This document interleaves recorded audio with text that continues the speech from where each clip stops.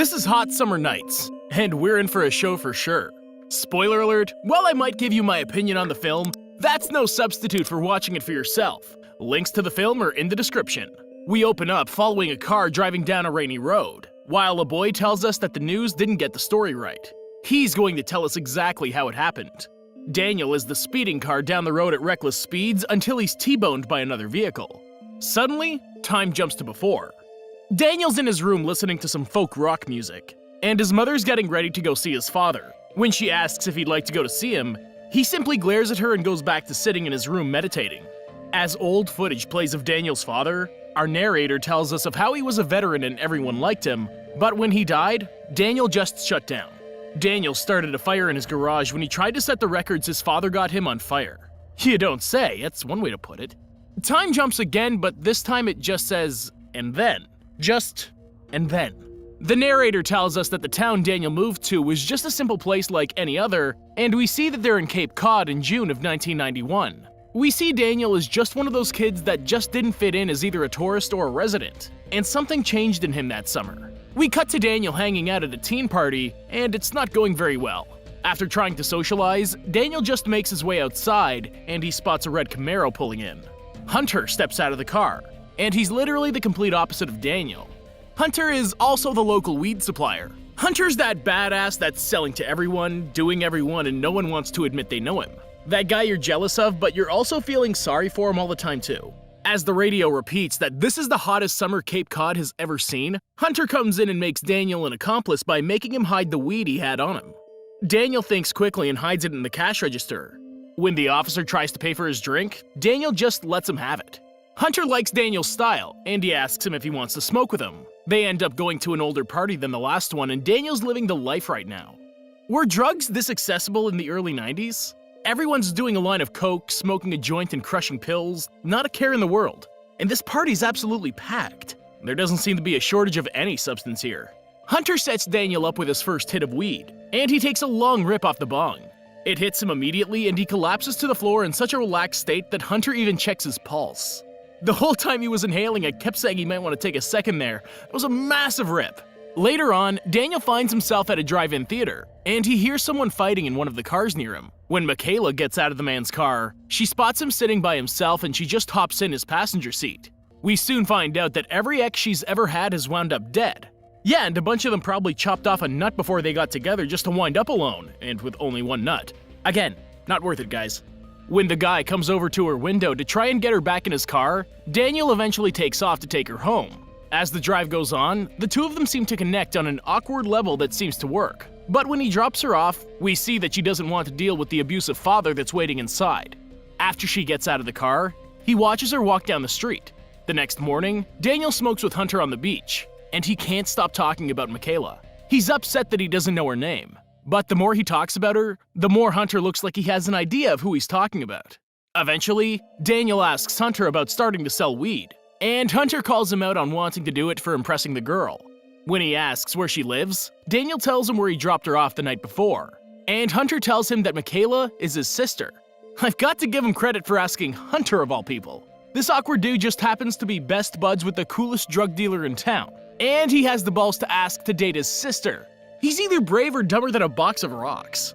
Hunter tells him that he wants her to leave town and live a good life. Daniel goes on to tell him that he's still serious about selling, and it only makes perfect sense. After a little persuasion, he talks him into thinking it's a good idea. Later, Hunter gives him a rundown on the product, and Daniel tries to figure out how to sell people a zip instead of just a dime. If I'd known that this was about a nerd selling drugs, I probably would have watched this movie when it came out. And it's set in the 90s, it's the perfect movie. After some time, Daniel starts making a name for himself, and he gets pulled over by Sergeant Calhoun. After getting the fear of God put into him, Daniel heads to Hunter to try and come up with a game plan to get bigger, better customers. Hunter goes on to tell him that the problem is with getting a bigger, better supplier, and that's when Daniel takes him to a party where he's supposed to meet a big supplier. Well, that goes about as well as you'd expect having a scrawny dude like Daniel popping up in your house asking for pounds of drugs to go. The dealer's even so confused that he tries to backtrack. Again, I can't tell if Daniel's ballsy or dumb, but it makes for great entertainment. Especially when the dealer pulls a gun on Daniel and Hunter pops out of nowhere and damn near bashes his face with his own gun. Good, clean entertainment. Daniel and Hunter casually walk out of the car and they just leave. Later on, Daniel spots Michaela at the store, and he causes a commotion to get her attention. After she gets a little up close and personal, she ends up leaving him there in the aisle. On his walk home, a brown van pulls over and tells Daniel to get in the van. And when he sees Hunter's already in the back, he has no choice but to follow along. Eventually, they all sit down at a dinner to conduct some business. And we see the split in the team. Hunter tells him that he's perfectly content selling his dime bags to tourists, but Daniel wants more. Now the dealer says that he'll put him through a trial period, where he'll provide him with a good weight of bulk weed, and they have until Thursday to pay him back. Initially, he offers them £2 to sell, and Hunter doesn't think they can. Then, Daniel asks them for £5. That's a crazy amount to push for someone that doesn't already have a buyer. He's been pushing dime bags over a week, and now he's put them in bed with some serious people to push £5 in 2 days? I don't see this going well, but I've been wrong before. Sure enough, Daniel gets the help of his cousin Taylor, and they push the £5 in a single night. When the dealer shows up to get his money from Hunter and Daniel, he congratulates them on doing a phenomenal job. Soon, Daniel and Hunter have people in all the surrounding counties, and they're pushing £15 a week. By July, the three of them are a hit, and they're making bank. One night, Daniel finds Michaela hanging out at the local fair, and he comes up to take a shot. Oh yeah, I mean, he's gonna have to deal with Hunter, of course, but still. On the other side of town, Hunter's caught staring at a beautiful woman at a restaurant named Amy, and he goes over to take his shot too. In no time at all, he hooks her in. Later on, Hunter and Daniel go to the drive-in theater to watch Terminator, and he ends up running into Michaela and her friends at the concession stand. After her friends let him have it, he heads to the bathroom and she comes in to kiss him aggressively for a bit. This could potentially be one of the most romantic, toxic relationships I've seen in a while, and it really does suit the story really well. It's literally the perfect fix for the situation of him growing out of the lonely, awkward kid. The next day, Hunter and Daniel sit down to talk about how Hunter loves Amy and Daniel, and he hints to Daniel that he knows about him and Michaela. At first, Daniel gets nervous, but Hunter laughs about it in the end, and Daniel goes to see her that night. When Daniel goes to see her, he tells her that he can get more for her, and she begins to question if he's involved in any shady stuff. He promises that he isn't, but when she talks about her brother, he understands where she's coming from. She tells him that her mom had been really sick a while back, but Hunter was too caught up in selling drugs that he got kicked out of their school. Their mom asked him to stop, but he couldn't get out of the business. Michaela refuses to talk to him, and she refuses to use any of the money he leaves her. By August, everyone is doing well, and they've sold a record amount of weed. One night, Hunter drops off Amy at her parents' house, and we see that her father is none other than Sergeant Calhoun. Finding that out is a convenient way to end the summer. She even rushes up to the wall to climb into her room, and somehow she changes into a robe and hair towel in a matter of seconds. It's actually really amazing how she's able to pull off a costume change that quickly. As Michaela and Daniel enjoy each other's company in a field, a massive storm sweeps over them, and they take shelter in the car. Of course, they get in the car in the perfect position for, you know what. And that's just the perfect excuse to say, hey, let's do it. So naturally, they get it on in a rainy field. Later that night, the two of them head to the local arcade, and the biggest drama bomb goes off. Hunter and Sam go to the same arcade and run into Daniel as Michaela's off getting tokens. When she comes back, she and Hunter have an awkward conversation with Daniel caught right in the middle of it. He tries to play it off as though he wasn't there with Michaela, but there was really no possible way both sides of the coin could have landed face up here.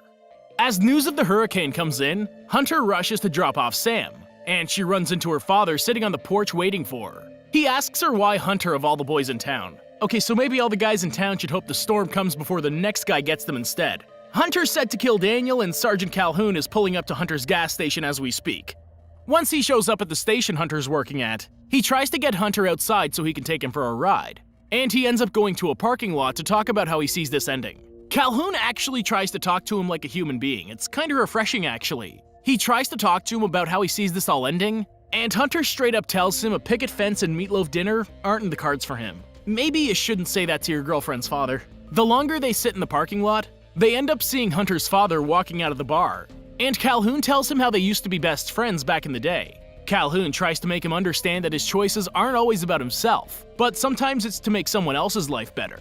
The next day, Daniel tells Hunter about a cocaine hookup that he wants to meet with. But Hunter tries to tell him that this won't be good for business with their current dealer. He tries to talk some sense into him, but Daniel just won't listen. That night, Hunter stops by Michaela's house to drop off money for her, but he catches her saying goodbye to someone. He ends up apologizing about their mother, and he tells her that he's trying to do better. I love how she puts it out there. Just one thing she wants, and she's not taking anything other than okay for an answer. He eventually turns around and tells her he'll stop, so everyone gets what they want. As news of the storm comes in over the radio, Daniel meets with Hunter at the garage, and Hunter asks Daniel for the truth about whether he's been seeing his sister. On the other side of town, Michaela's father finds the bag of money she's been stashing from Hunter, and she takes it and runs. Michaela drives to the garage where she finds the two men together, and she realizes that she's been lied to. She drops the money on the ground and drives off. Daniel hops in his car and follows after her. Next, we see Daniel meeting with Shep, who's his new connection to the Coke world. He tries to conduct business and head out, but Shep makes him hit a line before he leaves. Daniel soon finds out that the line he took is actually only baby formula, and Shep puts it all out there in the open. He knows who Daniel works for, and he's going to take his money because he thinks he's just stupid. He warns him to run far away, and that's that. Daniel leaves and heads to the phone. He gets a call from his dealer, and when he answers, he finds out that his dealer is coming for him. At the same time, the hurricane of the century is about to make landfall over their sleepy town. Hunter tries to call Michaela, but she ignores all of his calls. Daniel has flashes of all the memories and connections he's made over the summer, and he pulls into the station looking for Hunter. Hunter answers the door with a gun pointed at Daniel, and he gives Daniel the count of 3 to run away. As Daniel speeds through town, Hunter stays behind to try and deal with the dealer, and he's killed in the process. And we've come full circle. Obviously, this makes a lot more sense now, but I really thought it was going to be the dealer that hit him, not some random car in a storm. Meanwhile, you've got Michaela sitting at home thinking about her brother. She's going to be in for a surprise when the storm's gone. I literally take that comment back. She runs all the way to the garage and finds her brother's body in the middle of the garage. It's almost like this ended up not being Daniel's story. He's over at her empty bedroom looking for her, and she's here to witness the aftermath of a redeeming moment for the secretly key character. The narrator tells us about the aftermath of the hurricane, and we see Hunter's funeral. There was even a rumor that Sergeant Calhoun paid for it. Daniel ended up just leaving without another word, and that was his way of showing that he loved Michaela. Michaela, on the other hand, it turns out Michaela hopped on a bus right after the storm blew through, and she was never heard from again either. Who knows? Maybe the two of them ended up finding each other again. It was clear that there was nothing left for her in that sleepy town. Like I said before, if I had known a little more about what this movie was really about, I would have watched it a long time ago. I'm glad I took the time now, and I would recommend it to anyone that likes those dark slice-of-life movies. Thank you for watching, and I hope you enjoyed the video. Don't forget to like and subscribe for more like this one. Comment what you think I should watch next, and I'll see you in the next video.